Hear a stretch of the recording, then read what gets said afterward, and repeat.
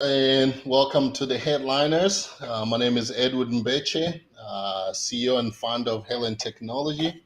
Today, I have my new friend, Maaike Doyer. How are you, Maaike? Hi, good morning. Nice to be here. Good, good, good. Thank you so much for taking the time to chat with me. And today, I know we're going to be talking a lot of stuff from investing or female investor and kind of just go all over the place, just bring some value. And I understand that you're back in the state now, right? I am, yes, currently in New York. New York, perfect. Last time I spoke with you, you were like in Singapore, I think. Singapore, right? I was in Singapore. That's where I live today. Yes. Oh, okay, okay. Yes, I live in Singapore, but indeed used to live in the US in San Francisco. Mhm. Although I was, as they say, bi-coastal, I was at least spending a week a month in New York as well. So this is the first time since the whole pandemic that I'm actually back in the US. Mhm. So super excited. I was in San Francisco last week and in New York now. So really happy to be back. Perfect. Actually, I was about to say, so I know New York and San Francisco is not the same. Like, which one do you like, New York or San Francisco? That's a tricky one. What I mean, I am absolutely in love with San Francisco. What I love about San Francisco is the city is so weird. Every time you walk out of the door, you see something weird. You see something that's completely off the charts, and it can be positive, it can be negative, right? It can go both ways. But that weirdness is what I like, and no one gives anything about that, right? Everyone is like, you be you, right? You can be you no matter who you are. No one will look weird at you, and that's what I love about San Francisco. I mean, but at the same time, New York, I like the pace of New York. It's a little faster. It's more business. So I do like that as well. But my husband, we were saying, okay, if we move back to the US, we probably move to New York now, just to make sure, we feel how that is as well. Yeah, yeah. All right, I know. We kind of jumped to kind of trying to figure which city. So let's do this. Let's go back a little bit to kind of understand who's Mikey, right? Let's go way back to how, like where you grew up, where you from, and like how did you go? How was your childhood and all that stuff? Oh Yeah. my, it's going to be a whole session. This no, no, it's. I'm from the Netherlands, so from Europe, the Netherlands. That's where I'm born. That's where I grew up, and went to university and all that, and had my first job. I've always been a number person. I love numbers. When I was a little girl, math was my favorite topic for sure. I loved, my favorite free time was actually doing all my math exercises, and so that was Yeah, definitely me. yeah. Yes. Very few people who love numbers. Very few indeed. No, I don't know. There's something with numbers. I just like it. I'm So better when with did you numbers. move? When did you move out of the Netherlands? Kind of like. 2015. So 7 years So ago. okay, so you spend all your childhood, youth Yes. to like okay, Yes. okay. Yes. Mhm. Only 7 years ago, I moved. I moved away from the Netherlands to San Francisco. Yeah. If I was to move to the Netherlands, what advice would you give me to like if I want to move there? Um, Try to learn the language. Okay. I mean, it's a weird language. No one speaks Dutch. It's awful. You're not going to need it anywhere, but it helps you to get it. And the other part, I think, is don't be offended, because Dutch people can be very direct and perceived often as very rude. Mhm. And they make a lot of jokes about you, and they make a lot of jokes about you in your face. But the Yeah. funny part is they do that because they actually like you. It's the So you say opposite. If they don't make fun of you, that then they means don't care about you. But if they make fun of you, it actually means they really like you. they So, like but it. that is, I know, for example, in the United States, it's almost the opposite, right? You you Yeah. It's you almost shouldn't like make a fun of people. bullying kind of type. Yeah, yeah. Yeah, but in the Netherlands, it's the other way around. So that is definitely something you need to get used to if you're in the Netherlands, because we Yeah, actually do it I because want we love you. So yeah, it's it's a different yeah, way of thinking.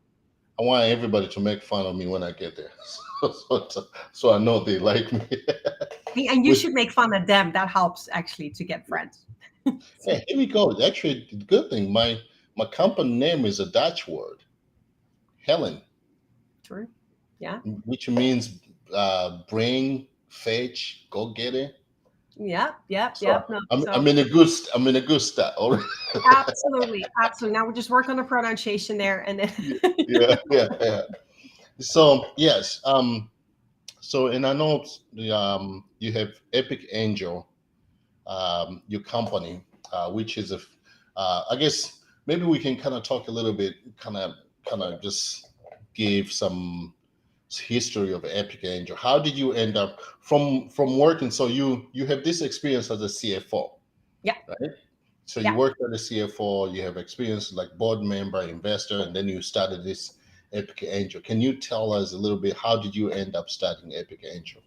Still wondering that. Yeah, no, no, no. That's the so how it works. So I moved 2015. I moved to the US because I was running a global consultancy company as a CFO, but also as one of the strategic partners there. And I moved the company from the Netherlands to the United States, to San Francisco, to New York. I had a team in both places, and basically what we did, we helped our organizations with their innovation strategy. We helped corporates to innovate like startups, because that's a different way of thinking. And I was always very much involved in the whole startup ecosystem. And in San Francisco, there's no way around the startup ecosystem. It's all in your face. So I helped tons of startups with their pitch decks, with their investor meetings, and so on. And that's also where I started my own angel investment journey, because it's so easy in the United States to do angel investing with just $100. You can already start. And that's really, really amazing. So when I moved to Singapore 2 years ago, Mhm. I wanted to continue my angel investment journey, but I wanted to focus more on Asia, because that's where I would be living. So I want to make an impact where I live. So I looked around and tried to find a community where I could be part of, but it just didn't exist. So that was like, oh, okay, then I guess I need to start something myself. And I met a few amazing women, and three of them I approached and said, you know what, let's just do this investment together, Yeah. and just with the four of us, we're just going to start doing this. But what happened is that very quickly startups started to knock on our door. It's like, hey, we heard you're female investors. Yeah. We want female investors on our cap table. Can you invest in me as well? So like, okay, there's a need for this. And Yeah. at the same time, more women knocked on our door as well. Like, oh, I also would love to start angel investing. I don't know how, don't exactly know how it works. Can we join? So and then I was like, okay, good. Then we need to find a name. Then we need to build a website to make it real. Yeah. And that's how it all started. Oh, that's awesome. So with this, Yeah. when you're in San Francisco, so you mentioned that helping startup, either refining their pitch deck, or did you get being also like being part of the board, right? Being part of the board for the startup. Did you dig in also kind of helping them fundraise, or like talking to investors, or uh, things like that, like refining their pitch deck, or maybe helping them with your background as also as a Yeah. CFO, like also maybe on the creating the financial projection, things like that. Did you get involved in things like this also? Yes, right. It was funny. Actually, yesterday I was speaking with a startup where I was exactly doing this. And this is a startup, pretty early stage, amazing founder with, I think, a great idea and a great niche market. And then she's now starting to have her first investor meetings.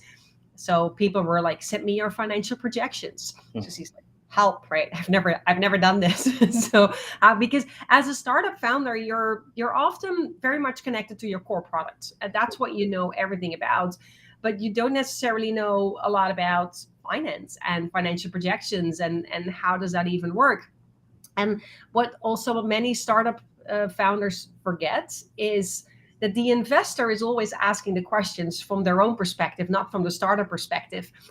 Basically, the question is, will you get me a return to my money, yes or no? So that's a different way of thinking versus as a startup, I just want to grow and scale my business here. That's a different language. So I was speaking with her about this financial projection because she spoke with another advisor and they gave her a template, like you have to fill out this template and then your financial projections there. So she did that. Yeah. And I looked with her at those numbers and I said, like, this Yeah. doesn't make sense at all. I Yeah. said, there's no soul in these numbers. There's no story in these numbers. They're just, a bunch of numbers and it doesn't tell me anything. I said, what's the story behind that? And then we started to unpack. I said, if you say $500,000 in revenue, how many customers are you getting? Tell me more about that. It's just like, oh, never thought of it that way. Yeah. Is it? Yeah, because that's what I want to understand. Like, what's your average size of the customer? What do they pay on average? How many customers do you need? Because then we can both start to understand how feasible is that? How feasible is it to get that many customers? Or tell me your plan, your go-to-market on how you're going to obtain those customers. How are you going to attract them? And I think that many people, many startup founders, this finance thing is such a black box for many folks. And I'm more like, it doesn't have to be a black box. And it's definitely not rocket science. Don't even get into these massive spreadsheets because you'll just drown in them. It's about this back of the napkin sketch. Like, how many customers? What's the average value? Good. Now we have your revenue more or less. Then we have something to speak about. Yeah, that's true. That's true. I guess one of the sometimes for being a founder myself and had few meetings with investors, sometime you get asked questions where they almost sound like they are script, like they're going through a script to ask this question. Sometimes the question doesn't really match with your startup. So, it's like so. Would you? So when investor focus on this projection, either someone say, "Hey, give us a 3 years projection," or 5 years projection, and then they're talking about exit strategy, and where maybe a founder, I guess there's a lot of also where founders, some of the founder where they create a company for the reason of selling a company. And then you have founders who are creating a company to just be like, I'm creating a company because I want the company to just be big company, maybe, just be this big institution. So how do you end up picking a company that you want to either invest or deal with from those two different things? Like what kind of meat that you look like, okay, this is good meat and this is horrible, like the depth. Yeah, if there would be a formula for that, and then we would be very rich now because I think everyone is looking for that. Like, what is that magic, right? Like, how can we tailor it down in terms of criteria or other metrics because we want to be able to measure it, but there's so much uncertainty. I mean, that's the whole beauty of this startup. It's never done before. That's why it is a startup. So everything in the future is unknown. It's unknown by the founder. It's unknown by the investor. We have absolutely no clue what's going to happen. So the most critical thing that I look at is the team. Is this a team? Would I hire them, for example? Is this a team that I really believe in? That whatever we're going to run into, because we're going to run into things we just don't know yet. Will they be able to overcome? Are they agile enough, or are they already sold on their solution and not flexible anymore? Because that can be danger zone. And at the same time, do they have enough confidence that not anything that happens there is going to sidetrack them and they're losing confidence? That's another extreme, right? So it really is about who's that team and do I believe in them? That for me is the most important part. When we invest, and we invest typically in seed stage, so it's pretty early on. There is some traction, at least typically in seed stage. It's not pre-revenue, but it's definitely not a solid revenue yet. It's just the first launch and the first customers that you're out there. So team is most important. Okay. So when you're dealing with this also startup, when you're coming in, like either you want to be an advisor or an investor, are you looking also so the team, like you mentioned, this young lady you're helping to do the financial projection. Uh, are you looking at also like how many team member they have, or how many founders, and or it doesn't matter as long they have a they have this business idea and you see that there's a potential for it. So even if there's one founder, are you able to help them from there? Just kind of be like, okay, let's find either a co-founder or let's just find some other people to add to the team. How do you deal with that? Like, No, or for sure. I mean, in general, single founder is really difficult Mhm. because it's a very lonely journey. You run into many issues, so you need people around you as a single founder that can help you to further grow and to at least have that conversation with. And you need other people in the end. So you need to be able to attract talent and to retain talent that's working for your mission, for your company. So that is critical. And I mean, I actually just the hour before this call, I was speaking with another lady. She is still in her full time job at a bank, and she has this concept about mental well-being for children, very specific, and really great idea. But she's still at that stage where she has her job, she has a full-time job, so it's not even incorporated yet. It's very very early on, Yes. and I love to mentor those women. Specifically, I'm more attracted towards the women, as you can imagine. Yeah. Like, Yeah. how can I help them to at least be able to make an informed decision? Like, am I going to pursue this? Yes or no? Is there something in here? Is there a decent business model in here? Decent enough that I can quit my job or maybe start working part time Yeah. and, Yeah. and go after this dream. Yeah. Yeah, and becoming an advisor to a company, I know. So because there's two heads here, you have the advisor role and also you have the investor role. Um, Yeah. when you're joining as an advisor, either like let's say a team, like let's say a company already has an advisor board and you're just coming into to be added to the board. What do you look for, like to be able to be like, okay, this will be perfect to add my value to this board and also the team, the startup? What kind of thing do you look for that, like, Yeah, as I said, I'm pretty early on with most organizations. Although I do also do some board memberships for companies that are a little more evolved, Mhm. and so a bit more further down the road. I mean, sometimes it's an advantage of being a woman because the thing you bring to the table is diversity. Yeah. It sounds bad, but No, it's something that, that's the world. That's the truth. Yeah. Mhm. right. So I'm like, okay, sure, and then I like that. I don't mind at all if I'm the only woman on a board. I don't care. I mean, that's my Dutch heritage. I think I will Yeah. say what I think, and so for me that totally works. And I know that. I mean, I've lived in Europe, I lived in the US, and I now live in Asia. So I definitely bring that global perspective. I also know what it takes to, because sometimes I see startups in Asia that say, okay, we're starting in Singapore now, and our next market is going to be the US. And I'm like, good luck. You have Yeah. no clue what it means to actually bring your company to the US, because Yeah. I mean, I did it. So I know exactly how hard it is. Mhm. I also know you cannot do that from a distance. You actually have to be there. And so that is, of course, you're looking for a company that needs that type of expertise, or maybe a company that wants to raise Series A, B, C, D further down along the road, where I can be of help.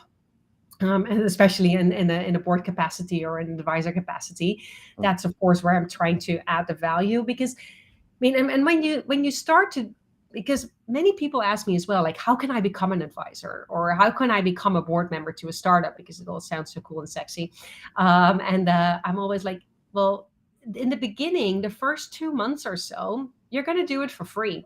You're not going to get any remuneration whatsoever, no equity, no capital, because you first need to prove your value to the startup as well. And vice versa, you also need to have the feel that there is this connection that you have with the founding team. It's not just say what you think and then leave again. You're actually on a team and working together.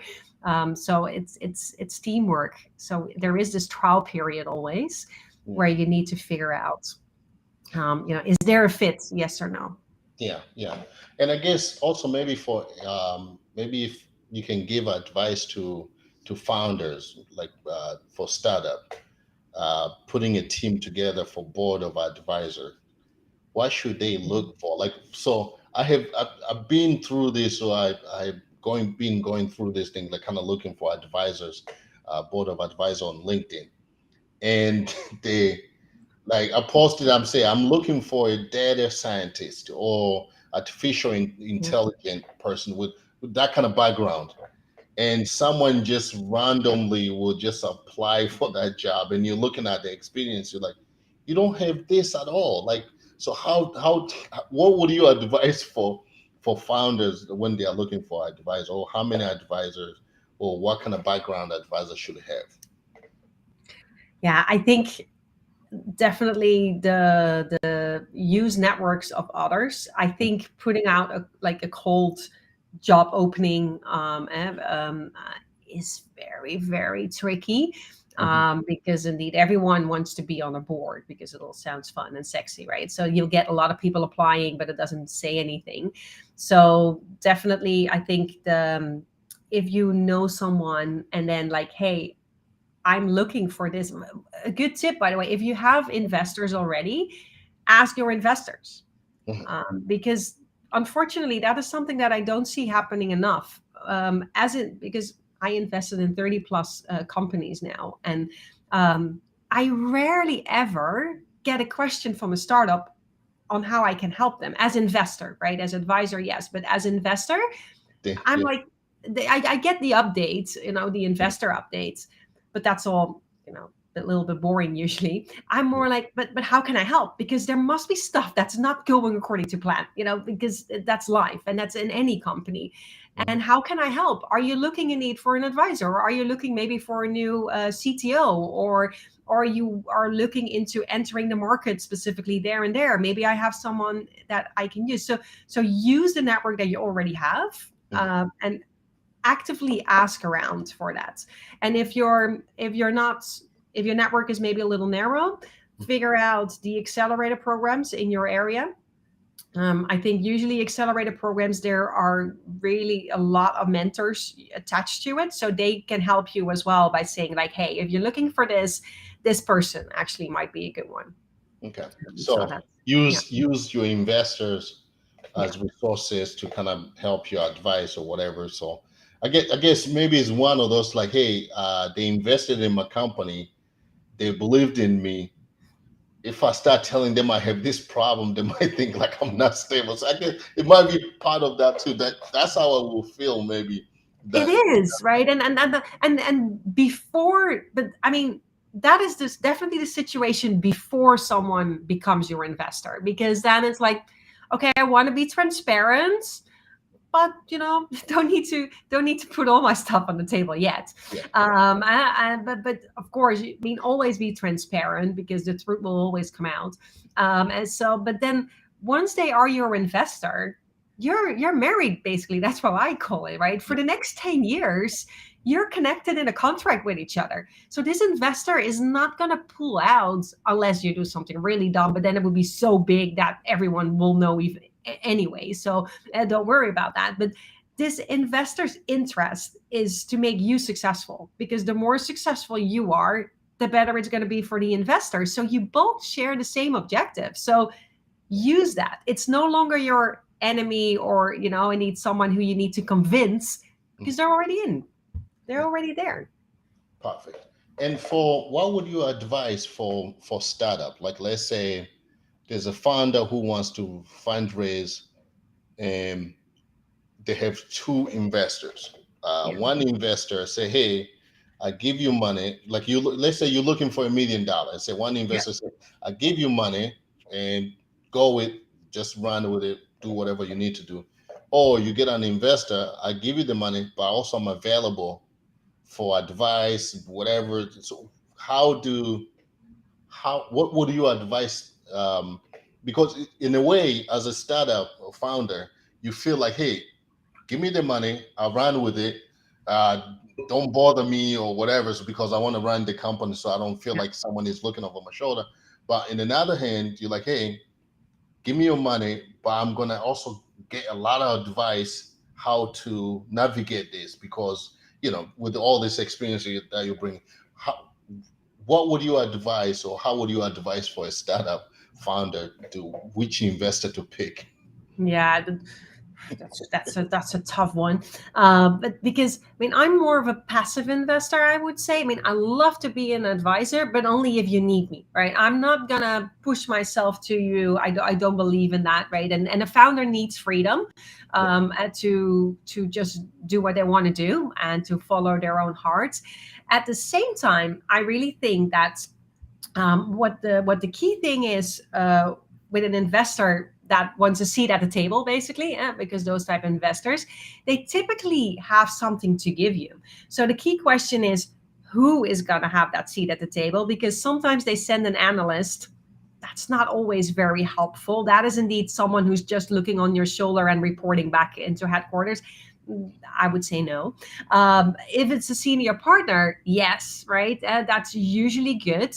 But then I would want to know of the senior partner, who else, at which other companies are you on the board of? And I would actually call those companies, call those other startups, because startup founder to startup founder, you will always get that connection very easily. So just ask them about that, and ask that other startup founder, like, how's it going? Like, what do you like about it? What do you not like about it? And um, I think that will give you enough information to feel comfortable, because if they if there is a connection, and if they do have the relevant network and experience for your startup, take it. It's free advice that you're getting, and it can really accelerate your company. But you need to have that connection, and it needs to fit you. Otherwise, it's not going to work. So it's the match, like the chemistry. Find the investor that uh, hopefully will give you advice, and also not really necessary to be overlooking over your shoulder. So so you so you going with the investor who also give you advice. I had Ryan. He As was long saying as it's the that. right match, right? I mean, because and you need to verify if it's a match for you, because Yeah. otherwise it doesn't make sense. Okay. Okay. Let's talk about Epic Angels.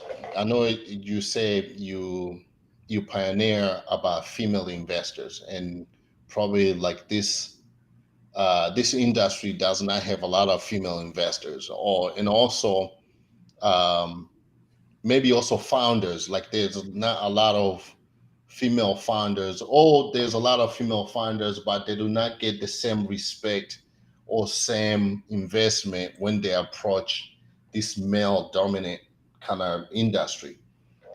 Um, do you how do you are you growing your like Epic Angel? Are you only doing Singapore? Are you doing like worldwide, like you inviting female investor to join the fund? And also, are you only investing in female founding company?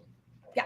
So, Epic Angels right now, our investment thesis at this moment is we focus on Asia Pacific.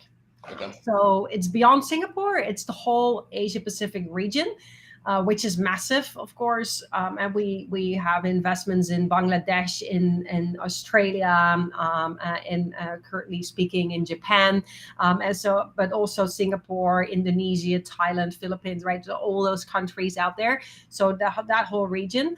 Um, every woman who wants to invest in startups, in this case still in Asia, is welcome to join us. Doesn't matter where you live. We have investors from New York, actually. They have a massive connection with the region, and that's where, like, I want to make sure I allocate some of my assets in the Asia region, because looking at the growth, it's the growth region for the next decades. And Yeah. so even if the startup is maybe not as crazy innovative like they could be in the US, or definitely Silicon Valley, um, but then still, because of that massive growth, there's going to be a good outcome for this company, because they can just ride on that wave. Mhm. And so we want to make sure we have some assets allocated in Asia. So anyone who wants to do that, every woman who wants to do that, is Yeah. absolutely welcome to join. you need to be, I mean, there are different regulations for every country in terms of who is allowed to be an angel investor. Like here in the US, you have the accredited investor regulation. Of course, you need to comply with that. But other than that, as a woman, you're welcome to join us. Who do we invest in terms of founders, female founders versus non-female founders?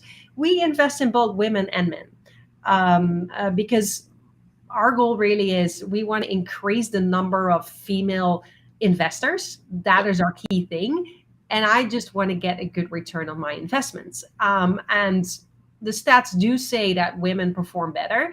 And interesting enough, where men tend to invest more in men, we naturally see happening, we tend to invest in a woman. It's a natural thing. I think 85 or 90% of all the companies we invested in are female founders.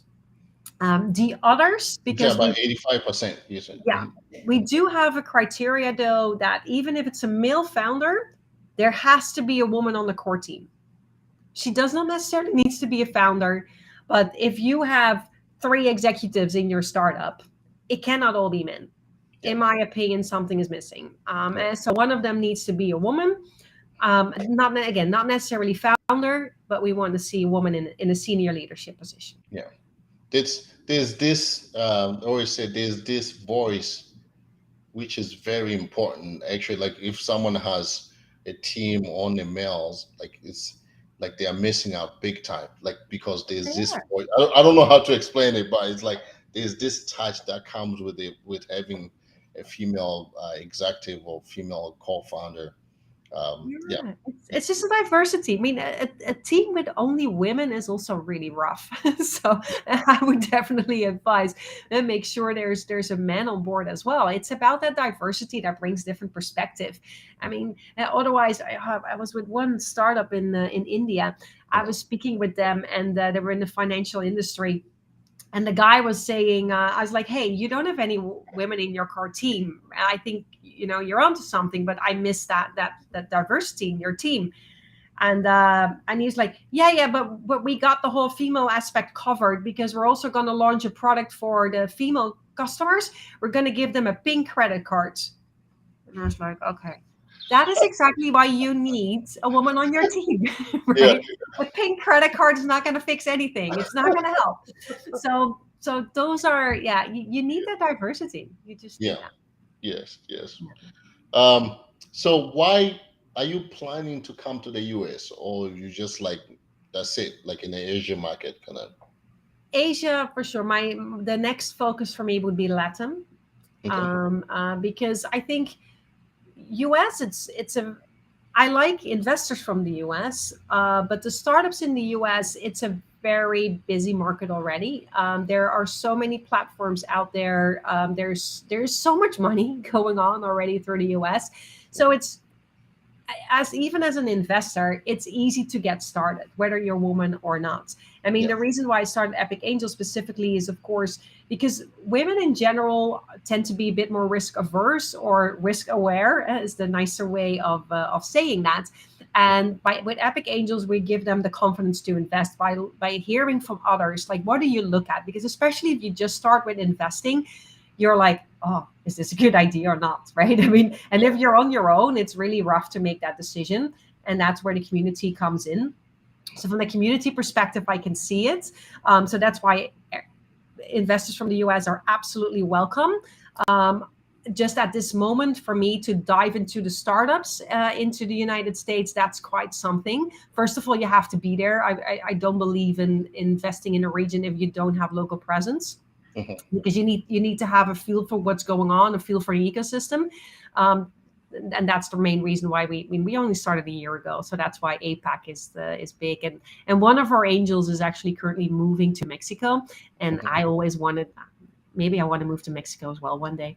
So I'm like, I think LATAM is a great region as well. And the other part is also thinking about if I invest $10,000 in a startup in the United States, it's gone the next day. If I invest $10,000 in a startup in Asia, it will actually get them somewhere.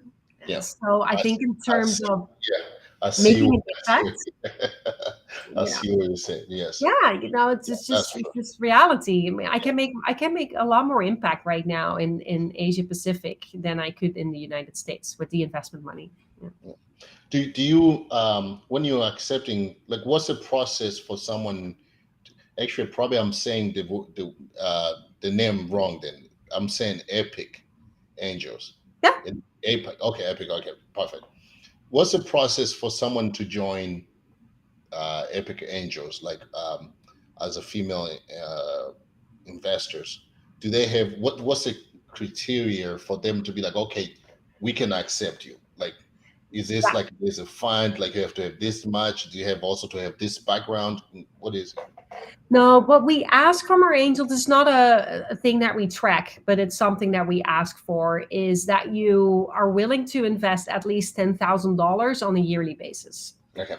So, in my opinion, because if you are ready to do angel investing, I think $10,000 is not a crazy amount or anything, right? So that's what we are asking for because we see that the average amount that our angels invest with is about $5,000 per startup that they join. Mhm. So with 10K, you can do two startups on average. You could also do, four smaller ones or, one big one, but at least you're part of it. Because I think the most interesting part is the conversation with the other angels where you're discussing all the deals. We have conversations with the founders. We go through everything. And then we set up a syndicate so that everyone who wants to can just join in and can participate in the deal. That's just the easiest way to go. Here in the U.S., AngelList is the most common one that some people might know that are listening right now. And so it's a similar concept, just a version in Asia that we're running. So anyone can join and you make a decision on your own. So it's not a fund because sometimes it's a fund where you just give the money and then someone else makes a decision. Yeah. Here you make the decision for every startup, whether or not you want to join. And if you're interested, if you're listening now and you're like, hey, I'm interested in this and I want to invest in Asia as well, just reach out to me over LinkedIn, send me a message, or go to the website epicangelnetwork.com. There's a link there. Join us, so you can just click on there, and then you're part of the process. And I mean, I do have a little chat because like I do want serious investors. Sometimes I get many students that are super keen and interested to learn, but they won't have the experience to have the conversations on the right level about the startups. So we're working on something else for those fans because I think it's important that also millennials get to understand better about startups and investing. But this part is really for the accredited investors. Yeah, and I guess for those who will be just listening to the voice, not the video, the spelling of your name is Maaike Doyer. That's Doyer. Yes, thank you for that. But Yeah. actually, if you Google Epic Angels, Mhm. interesting enough, you'll It will see pop up. us popping up immediately because nothing else is called Epic Angels, so that's good. Okay. So with the and actually that was my next question, which you kind of answered, where you're not just taking the fund and then you make the decision. So they're attending. So what you're doing is, are you inviting founder to pitch maybe like monthly, weekly, and Yeah. then you invite all this investor and tell them to decide which one, or do you have to pick?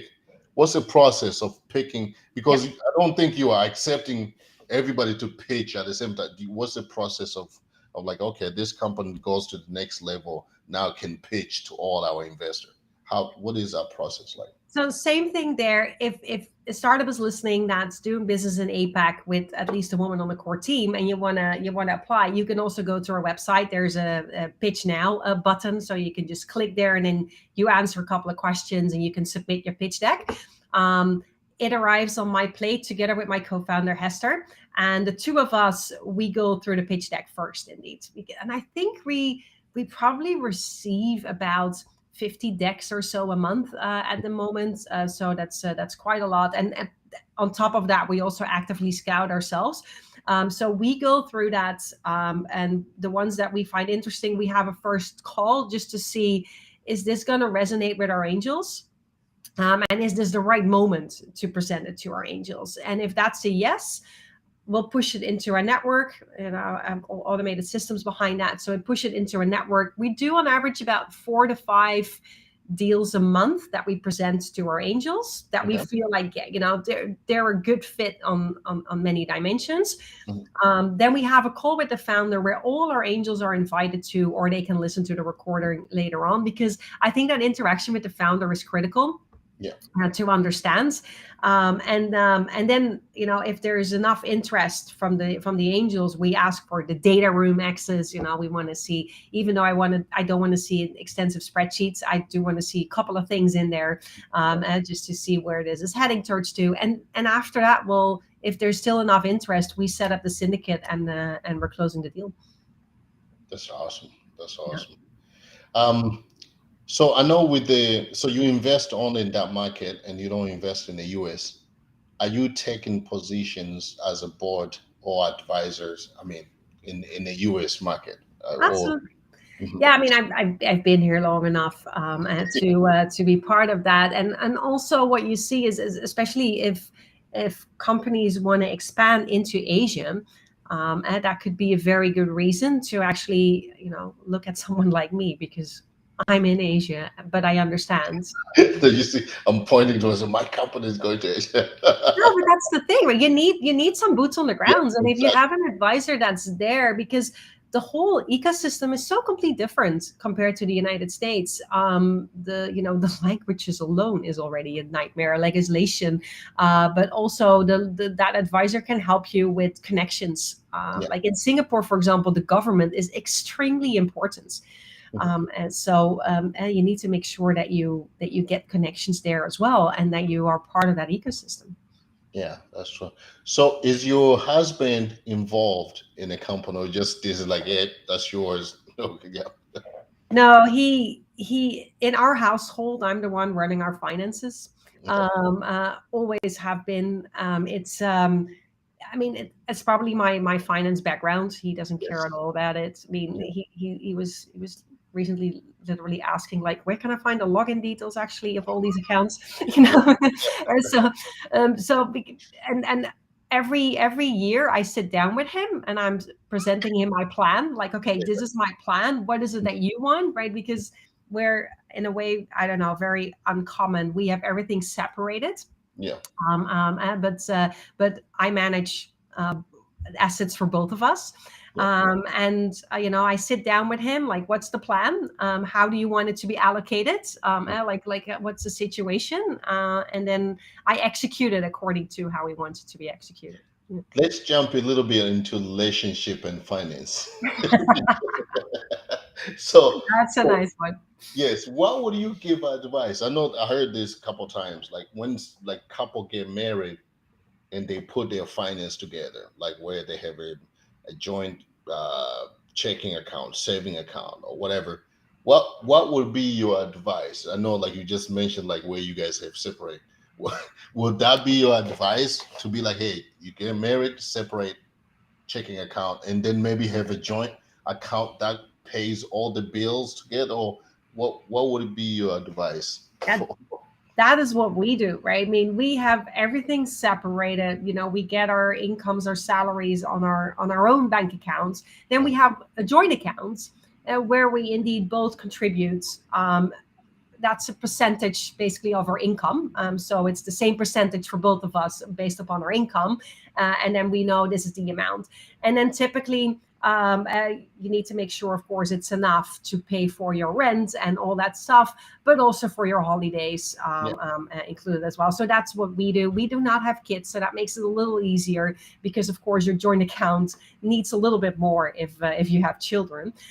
So that makes it very easy for us. I mean, I think it's smart to have it separate, at least, because unfortunately many women don't look into their finances at all. They don't really care that much about it. Like, I see most of the time the man is taking care of it, and they're like, okay, he's probably going to do a good job, and he absolutely will have the best interest for both of you.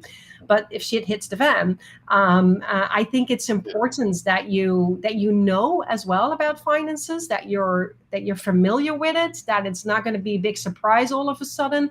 I think also in terms of uh, growing your assets, thinking about your pension funds, how is that going to be set up? I think it's very critical that both people in a relationship think about that. I mean, hopefully you stay together and you end up together. That Yeah, would be amazing.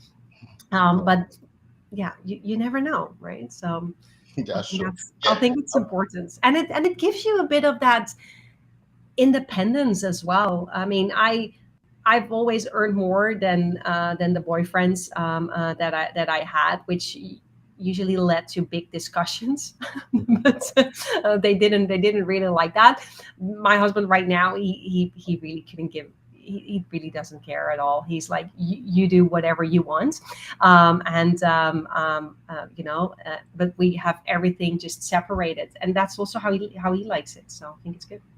yeah, I was. Yeah, actually, you kind of answered that question. I was about to say, what happened if someone make more money than the other person, and then so the percentage works well. But would do you think would that come to a point where the other person might feel a little bit kind of like, listen, if let's say one make maybe 200,000 a year, and the other person make 80,000 a year. So you're doing percentage. The one who's doing the one making the 200,000 is going to be putting way more percentage Yeah, than the other. I mean, it's the same. If you say we're just going to put 20% of our income yeah. into this joint, but the 20% from this 200,000 is a lot. Then how can you? Is that can that bring? Um,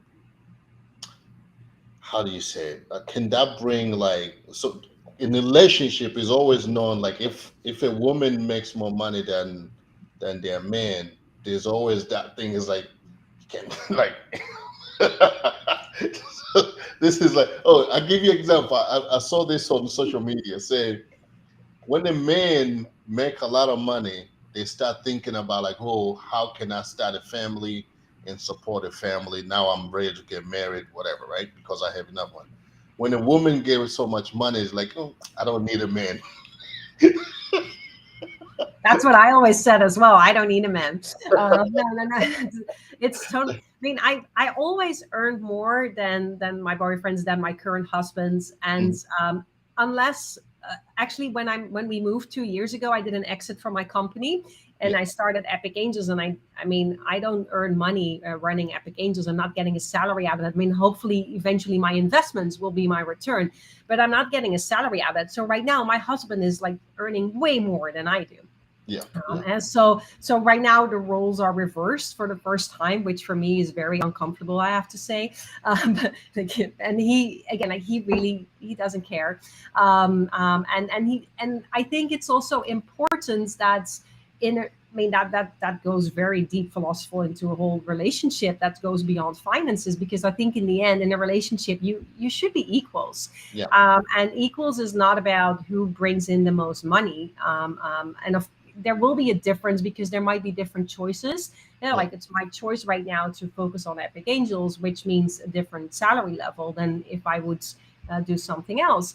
But it could also be indeed if you're just starting your startup, you also typically don't have a lot of income because you're putting all your money back in the company.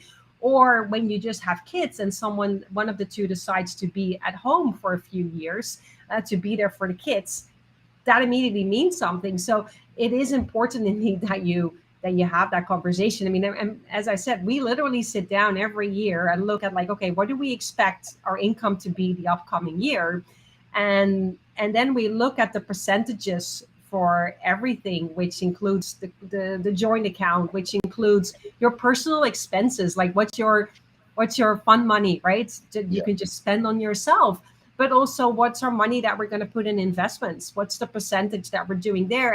And yeah, we put it out there next to each other, so you see from each other, okay, this is what you're doing, this is what I'm doing. And I think that transparency already helps a lot in understanding, and like, do you feel comfortable or not? Yeah, that's then the conversation that you need to have with each other, that you make sure it actually feels right to do it this way. yeah.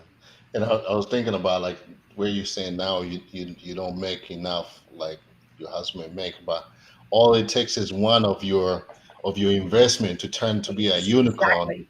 and be like 5 times whatever he was making, kind of thing. Yeah, I but mean, it's a long term. It's my pension fund, so to say, right? That's definitely what I'm working towards too. yeah. Out of your investment, so you started Epic. You said no. Did you say 2015 or you say when Now, did you say 2015, I Epic? moved to the US. Last year, we only started Epic Angels last year. Last year? Okay. Um, and you say you invested into how many companies so far? We're working right now on the 13th investment, so 1-3. Do you see any out of that 13 investment, like one of them, you're like, this is it has a really good promising, or the other one, like, oh, this we made some mistake, or like from there, uh, yeah, let's go with that first. Do you see some of them like, oh, this has a really promising, we made a good choice, and then we're like, oh, this one, I don't know, we made it, Yeah, luckily, I mean, we're only out there for just a little over a year, which means it's too early yeah, to say anything. The good news is none of them went bust yet. So that's always that's already a big win. And yeah, because that's the downside of venture capital. mhm, The first exit, so to say, is bankruptcy. That's the first event that's going to happen. And because yeah, I always say, look at a 10-year horizon. And you're basically, your money is gone for the next 10 years. Um, Indeed, the first thing that could happen is bankruptcy. The next thing that could happen in 3 to 6 years is an acquisition, and yeah, then perhaps later on an IPO. Um, right now, our first investment that we did a little over a year ago, they just got follow-on investment from a VC from Silicon Valley. So that is, of course, for us super cool. That's a confirmation yeah, to me, like, yeah, because it's a startup in Bangladesh, and Bangladesh is definitely not a company where where many investors are in, and definitely not many US investors. So the fact that this happened for me is a great confirmation that we're onto something there. that's awesome. I know. Before we go, I wanted to ask you this question: like, what's your morning routine, or like your day to day routine as an investor? Like, how does it look like? What does my day look like? Yeah, well, it also depends on where in the world am I. I mean, if I'm in Singapore, I'm a runner. I love to run. I Mhm, always get my ideas when I'm running. But in Singapore, it's crazy hot every single day. So I force myself out. I'm not an early morning person. I force myself out of bed 7:30, and then I make sure I'm out of the door by 8 for my run. mhm, I like to listen to podcasts. I love listening to Guy Raz, How I Built This. I yeah, think that's definitely, if you talk about entrepreneurship and investors, that's such a great one. yeah, And so I listen to that. And then the rest of the day, a lot is about going through pitch decks, having chats with founders, be whether it's being a mentor, or whether it's as an investor to go through. And it's also about, I also am searching for the startups. So it's not just that I'm sitting back and very receiving. good. I need to go out and find the startups, because I mean, we're only out there for a year, so not everyone heard about us yet. So how can I make sure that the right startups will find me? Mhm, So that's a good chunk of my day as well. I want to get the good deals, the ones with the strong founder and the strong promise. yeah. So that is a search. Okay, okay. And how do you get it? Like maybe keep trends with what's going on in the investment world. Like, did you get this question? Did you get into the cryptocurrency? Did you? No, just with like literally like $3,000-4,000 or so, right? So nothing, I would say, just as a bit of a play money. Mhm, And actually, this morning I discussed one that is in Web3, NFT and crypto all together. It's a lot of this bingo happening in that startup. yeah, We decided this morning not to go in, because we still feel not right about it. And I'm I struggle with this whole crypto right now as well. I get so many companies that are like, yeah, and we have our own token. And I'm like, yeah, but what's the whole use case of this token beside wealth for you? I understand it from your perspective, but what problem is it solving? And sure, I get the decentralized finance and so on, but is that really the case? If you're issuing this token, it's not an accepted thing anyway. So I don't Yeah. know. I struggle. I Yeah. struggle. Okay. Maaike, thank you so much for taking the time to chat with me. And I know we were supposed to be like a few minutes. We went over a few minutes. It's a great conversation. I really appreciate for taking the time to chat with me. Thank you so much. How can people find you? Or before we go there, what will be? Let's do like a last word. Yeah. What would you say to either founders or female investors? Your last word before we go. I love talking about this topic. So no matter where you are and whether you're interested or not in Asia, but if you have any questions about this, then definitely just reach out. LinkedIn is absolutely the easiest. Yeah. There's only one Maaike Doyer on there, so that's also very easy. You're not getting a long list, or otherwise search for Epic Angels and you'll find us as well. And then just reach out. I really love talking about this topic and seeing how I can help you to make your next step. Awesome. That's Maaike Doyer. That's Maaike Doyer. So there's only one of them. That's the only Yeah. version that got popular when you search. Thank you so much again, and I really appreciate. Yep, that's the end of the podcast, and thank you guys for listening to Headliners. Thanks. Thanks, Edward.